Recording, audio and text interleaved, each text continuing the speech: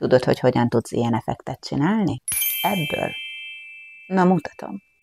A Pinterestet nyisd meg, írd be, hogy Window Effect, és válaszd ki a neked tetsző hátteret.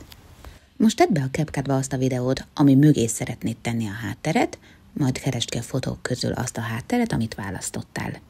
Most keresd meg az átvetés gombot, és kattints el rá. Ezután a videónkat fogjuk szépen duplikálni, úgyhogy keresd meg a másolás gombot, és kattints rá. A másolt videónál újra kattints rá az átvetésre, majd húzd ezt az egész sávot legelőre. A képet addig húzd ki, ameddig háttérnek szeretnéd. Most az egyesítés gombra kattints rá, és itt a szűrőt jelöld be. Most jelöld ki az alsó másolt videódat, majd kattints a háttér eltávolítása gombra, majd az egyéni eltávolításra. És miután kijelölted szépen magadat, gyakorlatilag készen is vagyunk. Ha tetszett ez a trükk, kérlek ne felejts el bekövetni. Tudod, hogy hogyan tudsz ilyen effektet csinálni? Ebből. Na, mutatom. A Pinterestet nyisd meg, írd be, hogy Window Effect, és válaszd ki a neked tetsző hátteret. Most tedd be a CapCut-ba azt a videót, ami mögé szeretnéd tenni a hátteret, majd keresd ki a fotók közül azt a hátteret, amit választottál.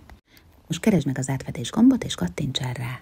Ezután a videónkat fogjuk szépen duplikálni, úgyhogy keresd meg a másolás gombot, és kattints rá. A másolt videónál újra kattints rá az átvetésre, majd húzd ezt az egész sávot legelőre. A képet addig húzd ki, ameddig háttérnek szeretnéd.